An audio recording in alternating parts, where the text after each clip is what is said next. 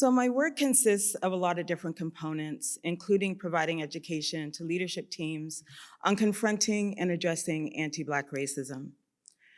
The work of disrupting white supremacist structures is never easy or smooth. And no industry in North America exists outside of the structures of colonialism, the afterlife of slavery, and anti-Black racism. So I was asked to share some personal stories today and not to lecture, but I'm a Black queer femme professor. Lecturing and storytelling is how I communicate. I'm also often reluctant to share my personal stories, as folks are loath to understand the present structural harms that inform not only my experience, but the experiences of other Black people, including Black women and Black queer and trans folks. So let's engage in an experiment, shall we? I'll share 3 stories, 3 vignettes, and will you be able to grapple with these solely as my individual experiences, or will you also understand how you may have witnessed these examples in the lives of Black people in your orbits? Are there Black people in your orbits? Black people who eat at your table, come to your home as friends, and not service providers? This is Audre Lorde. I love her, like I love her. And she describes herself as a Black lesbian mother, warrior, poet. And in her essay, Scratching the Surface, she states, and I quote, "It is axiomatic that we define ourselves for ourselves, so we will not be defined by others for their use and to our detriment." And this quote has stayed with me for over 30 years. All right, vignette number 1. 1990s, I'm in a committee meeting, many committee meetings. I worked at York University in the 90s as the advisor for race and ethnic relations and sexual gender diversity, and reported directly to the president's office. And I'll tell you about one meeting. I was at many meetings at this time where I was the only Black person at this decision-making table. Now, I know in the 90s that was the experience, and sadly, in 2024, that's often my experience. But in this one particular meeting, a white woman professor turned to me and asked, "What's more important to you, your race or your gender?" Some of the most harmful things that happen to you in a workplace come in the guise of the innocent question. And this question epitomizes harm. In response, I asked her if she chooses her whiteness over her gender. Of course, she was rendered speechless. After the meeting, I was taken aside and told I could have found a nicer way to respond to her question. Apparently, she cried. Matching her tone and tenor and how she asked me the question meant that I was being aggressive and disrespectful to her. I know I'm not the only Black woman to get this question then or now.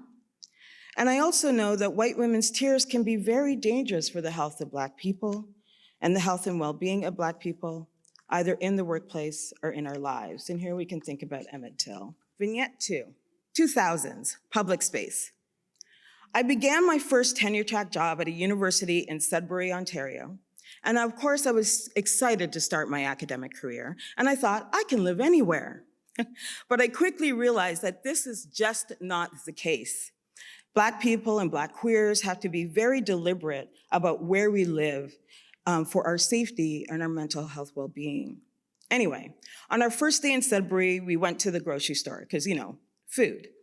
And my partner was picking up the lists, the items on our list, and I was really just walking anywhere and getting whatever the hell I wanted to put it into the cart. No budgeting on my behalf, on my end. But while I was doing this, a tall white man started making a beeline for me in the grocery store. It was so deliberate, it caught my attention. I thought, oh, maybe I'm in his way. But he stopped and he stood right in front of me, far too close, and bent down and said, "I've never been this close to someone who looks like you with hair like that." Yeah, I caught my breath too. And while this was a new one for me, it's not the first time that white men have felt this. They felt that they could say any damn thing they felt like with the expectation that I would stay still and listen. Of course, my partner was by my side momentarily, and only then did he seem taken aback, stating, "But that was okay to say, right?"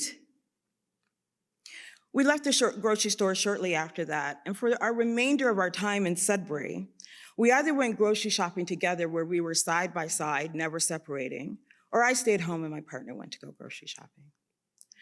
But I cannot count the number of times my partner and I have been shopping, Home Depot, Canadian Tire, IKEA, or riding in an elevator, where a white woman would exclaim, "Oh, your hair is so interesting," as her hand is outstretched, ready to touch my hair.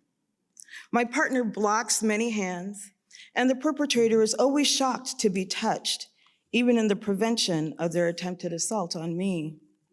And no, asking permission to touch a Black woman's hair is still creepy AF. This need to touch Black people's bodies is a continuing remnant of slave culture in 19th century human zoos. It's steeped in colonialism and structural white supremacy. And short of someone having their hair on fire, there's no reasonable need to touch a Black person's body.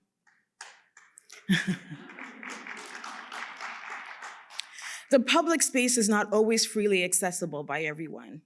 The public space is also structured through white supremacy and anti-Black racism, like the sidewalk. So COVID was a difficult time for us all.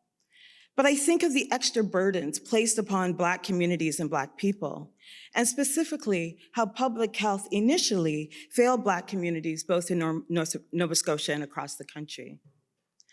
The thing during COVID, during that part of COVID, the thing we most look forward to in those early days of lockdown was going out for a walk, an early morning walk.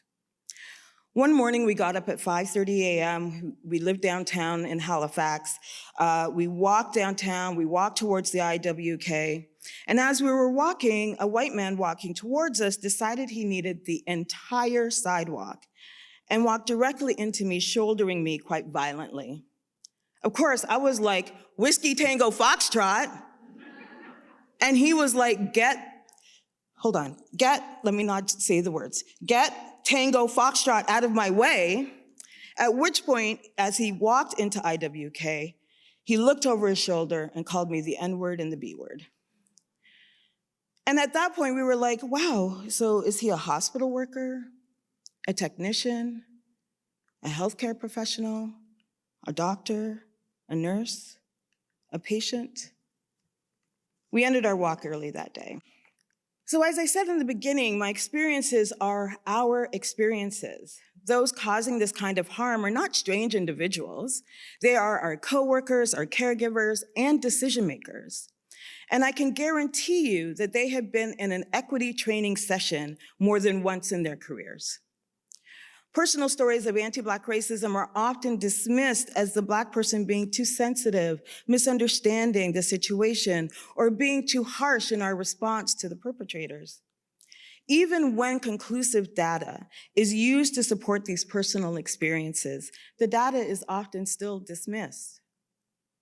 It's important to grapple with the realities of structural white supremacy and systemic anti-Black racism, to understand that regular people in the grocery store, on the elevator, on the sidewalk, sit on our administrative committees, at our hiring tables, and at our decision-making tables. So, did our experiment work? Are you a leader committed to anti-racism? What are you willing to change, and what are you willing to accept? Your answers will inform what type of change can be brought to bear on the institutions in which we all work, live, study, and hopefully thrive.